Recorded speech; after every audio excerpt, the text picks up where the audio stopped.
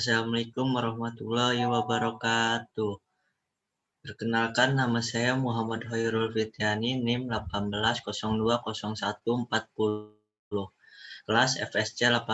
Saya di sini akan presentasikan UTS Hazmat. Nomor 1 yaitu yang dimaksud dengan material berbahaya, yaitu zat atau bahan-bahan lain yang dapat membahayakan kesehatan atau kelangsungan hidup manusia, makhluk lain, dan atau lingkungan hidup pada umumnya. Karena sifat-sifat itu, bahan berbahaya dan beracun serta limbahnya memerlukan penenangan yang khusus.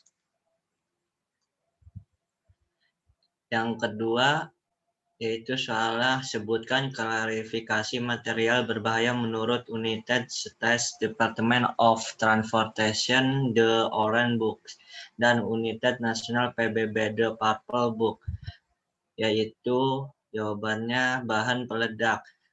Yang pertama, bahan peledak dengan suatu bahaya ledakan besar. Yang kedua, bahan peledak dengan suatu bahaya proyeksi. Yang ketiga, bahan peledak terutama dengan bahaya kebakaran, bahaya peledak tanpa bahaya ledakan signifikan, bahan peledak sangat intensif dengan suatu bahaya ledakan besar, bahan luar biasa insensitif. Yang kedua yaitu ada gas mudah terbakar, gas tidak mudah terbakar, tidak beracun, gas beracun, toxic, poisonous, cairan mudah terbakar, flammable, bahan padat mudah terbakar, flammable, dangerous when with material. Definition: bahan padat mudah terbakar, flammable, bahan yang dapat menyala secara spontan, bahan yang beraksi dengan air. Bahan oksidator, peroksida organik, bahan beracun, bahan yang mudah menyebarkan infeksi, bahan radioaktif, bahan korosif,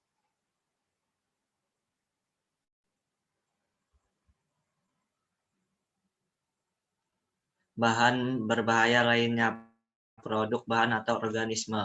Soal yang ketiga yaitu menurut Anda bagaimana cara pengendalian tumpahan material berbahaya? Jelaskan. Nah, yaitu harus mengenali dan mengidentifikasi terlebih dahulu bahan yang tumpah tersebut, karena setiap bahan yang berbeda memiliki potensi resiko dan berbahaya yang berbeda. Maka berbeda pula teknik pengamanannya. Jangan pernah melakukan penanganan apabila Anda tidak dilengkapi dengan alat pelindung diri APD. Beberapa APD yang minimalkan Anda gunakan adalah sarung tangan, pelindung wajah, pelindung mata, masker pernafasan, dan sebagainya. Sebelum penanganan dimulai, pastikan Anda melakukan pencegahan tumpahan tersebut dapat melebar kemana-mana. Sumber tumpahan harus segera dibenahi agar tumpahan tidak menuju ke tempat yang lain. Selain itu, tindakan pencegahan ini juga dilakukan apabila aman. Apabila tidak aman, maka gunakan prosedur yang sudah ditetapkan sebelum melakukan pembersihan. Lakukan cara yang tepat dan sesuai prosedur. Kebanyakan kecelakaan terjadi karena kelalaian manusia yang tidak mengikuti prosedur. Salah satu yang bisa Anda lakukan dan paling sering dilakukan adalah proses netralisasi. Soal keempat yaitu ambillah satu contoh material berbahaya, kemudian jelaskan setiap poin dari contoh MSDS material berbahaya. Di sini ada bahan yang mudah terbakar, itu simbolnya.